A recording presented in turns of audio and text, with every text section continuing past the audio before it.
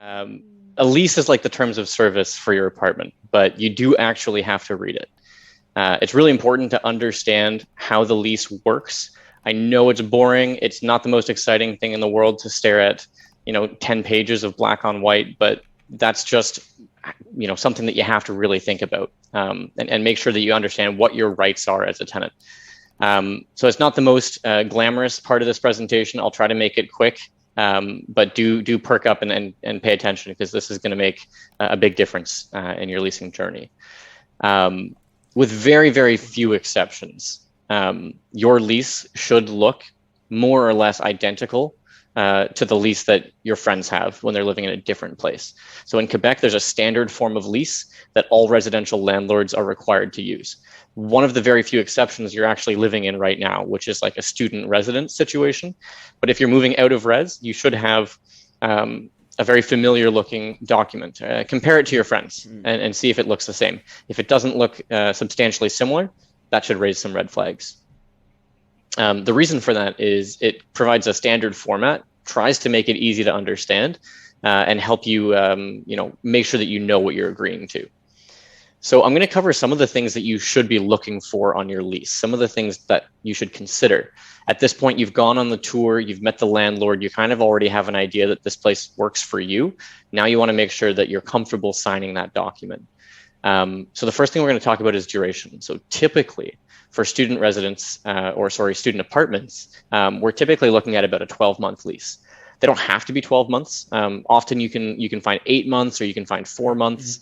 It could be 3 months, it could be 1. It could have no end date. It could be a free form lease that's just month to month. So just take a look at the duration on the lease, make sure that it's what you want. Not all landlords offer all different types of durations, but that's something you can ask about if you want to save yourself the hassle of subletting. So for example, we offer 8 and 12-month leases at our building starting in September. So you could potentially, if you're not going to be in town this summer, save those 4 months, don't pay it, and just show up in September. The next thing you're going to want to look at is the rules regarding sublets and assignments. I'll put it very simply. Whatever your lease says, it is your right to sublet or assign your lease. So if you're not going to be here over the summer, or if you're going to be leaving your lease early and you want somebody else to come in and take your place, it is your right to do that. Now, the landlord can impose certain reasonable restrictions to that. Reasonable doesn't have a hard definition, but it basically just means you can sublet to somebody who's in a similar life situation to yourself. As long as the landlord thinks that they're going to be able to pay the rent and they're not going to cause problems for other people in the building, generally speaking, it is your right to sublet to that person. So they can withhold consent, but not without a good reason.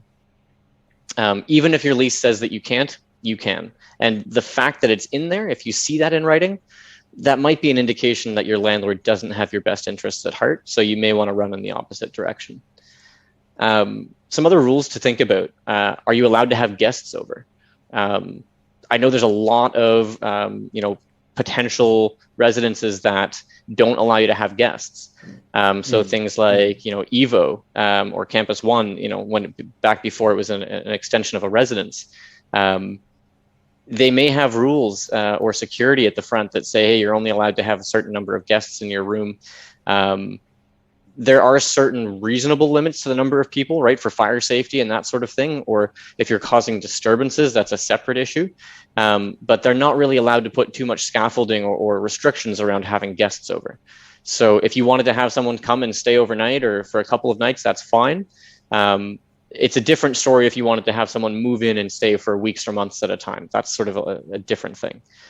Another thing to think about is, can you or do you need to bring your own furniture? If it's fully furnished, then obviously that's not an issue. If it's partially furnished and you need to move some other pieces in, what are the rules around moving in big pieces of furniture? They'll often have service elevators that you'll have to book in advance. It can be a real hassle, something that you may want to avoid.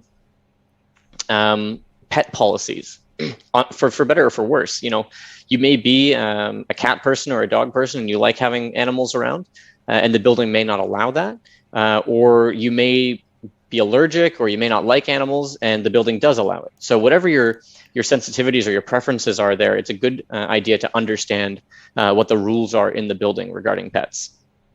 Rules about smoking and vaping. There are smoking buildings still kicking around, so you'll just want to make sure that they have no smoking rules if you don't want to have that environmental hazard. And then just in general, you'll want to understand like how is the building managed, and is that in writing in the lease, at least to some extent. You'll want to see rules about creating too much noise or having destructive or just disruptive guests. So if somebody's throwing a huge party, one, hopefully you're invited, but two, hopefully there are some measures to control the amount that can disturb the other people in the building. And you'll want to see that in writing in the lease. You'll want to understand how do maintenance and repair requests work. Again, you'll want to see something in writing in the lease that explains how that works, because otherwise you move in and you find out, you have to call someone in a different time zone and they get back to you next month if they feel like it. It's a good idea to just understand how that process works. The lease should also outline how communications will work. So who do you contact? Is it an email, a phone number? Is there an online portal? How do you contact them? When are they open? That sort of stuff should be in the lease as well. If not, just ask before you sign and make sure that you're okay with that. And then, as a couple people have already mentioned, who pays for which utilities. So it's something to look for when you're shopping. Online, it's something to ask when you're in person. And again, you want to verify that on the lease, just to make sure it's congruent with what you learned before you showed up to sign the lease. Rent prices. So this is a really, really big question. If you've never rented an apartment in Montreal, you may have no idea, what is even a reasonable price to pay? How do I avoid getting ripped off? So we did the hard work for you.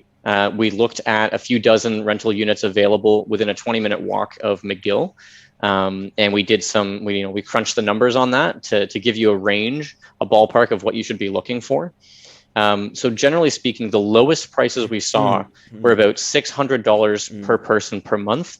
That would be like an unfurnished, before utilities price. I don't recommend you go that low. They say you get what you pay for, but at the very bottom end, you're not even getting what you pay for.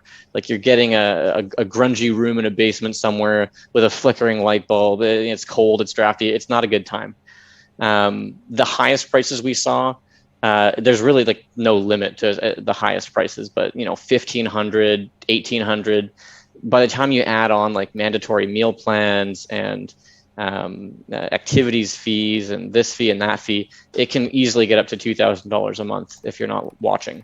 And often it's not advertised at that high price. It's advertised with before all of these extra fees are added in. So the average that you might pay, again, this is for a student living situation within 20 minutes walk to McGill campus. It was about $1,000 before utilities. And some of those were furnished, some of them weren't, but generally speaking, you're about $1,000. Most of the advertised prices that you see when you're shopping on Facebook Marketplace and Kijiji, and let's say you see a place for $950, generally speaking, that price does not include utilities or furniture. The ones that do include utilities and furniture, on average, are about $90 a month more per person.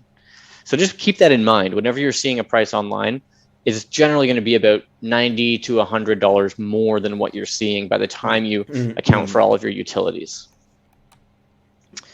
And then obviously the next natural question that we get after I reveal that is typically what is included in the rent? Like what should I expect to be there? You're not typically going to have internet included. You're not typically going to have electricity or heat. You will typically have water included. So the cost for these things can range quite a bit. For internet budget, $15 to $30 a month, give or take, depending on what sort of plan you get. With the looming threat of potentially more online learning, we're advising that everyone go with like a beefier internet plan. So maybe near the higher end of that range. And for electric, that one varies hugely. So, those drafty old McGill ghetto buildings, super old, not well insulated, drafty windows, you're going to be as much as $50 a month per person just for electric to heat the place. But if it's a brand new building, maybe it's like a mid-rise or a high-rise, and it's been built in the last 5-10 years, you could be as little as $20 a person per month on average. Obviously, it'll be lower in the summer, higher in the winter. So just in general, leasing safely is something that you can do. It doesn't need to be something that stresses you out as long as you take a few steps to protect yourself. We talked about this a little bit already. The first thing that you should do, the easiest thing you can do, is ask yourself, is it too good to be true, right? If it's so obviously like the best price you've ever seen by an order of magnitude, odds are it's a scam. So if you're seeing like a 4-bedroom unit advertised for $800 all in, there's a good chance that's a scam. So it's just common sense. The commonest way that people get scammed with these rental listings is being asked to provide a deposit or give some money before they've seen the place. So we've mentioned this already. I'll say it again. See the place in person if you can. That's the gold standard. If that's not possible, have the agent do the video tour live with you just to verify that they actually have access to the premises.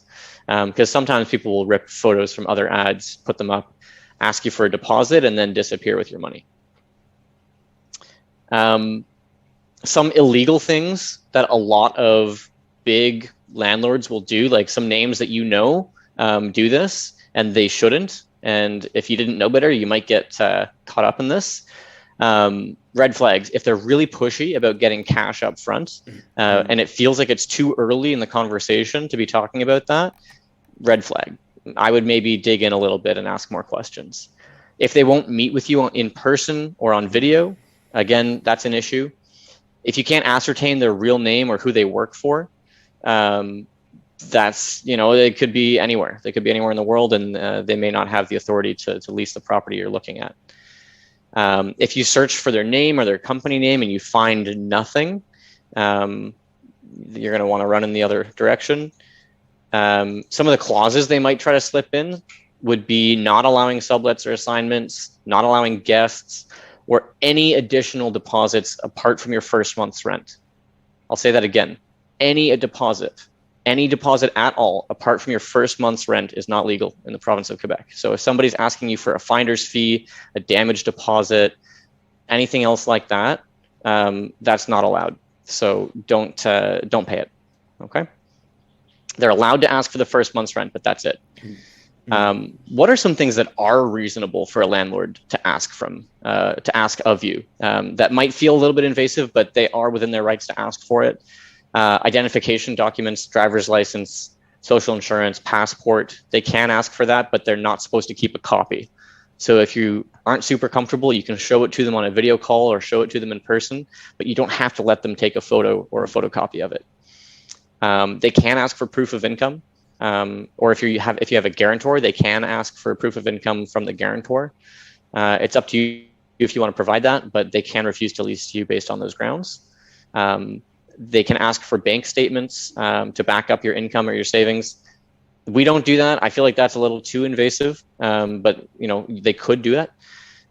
They could ask for references with contact information from a previous landlord or from an employer. It's probably not going to apply in most student lease situations, but down the line in your future, you may come up against that. Or they could ask for a credit report. So look, there's a lot to go over, and I just sort of scratched the surface of how to sign a lease safely. I do want to encourage you guys to speak with us. So again, find that link in the chat for how to reach us. All of our email addresses are in our bio background photos here. Reach out, book that call, and we'll be happy to answer any questions one-on-one with you. It's not going to be like a pushy sales call, anything like that. It's just an opportunity for us to give you a hand. So yeah, after you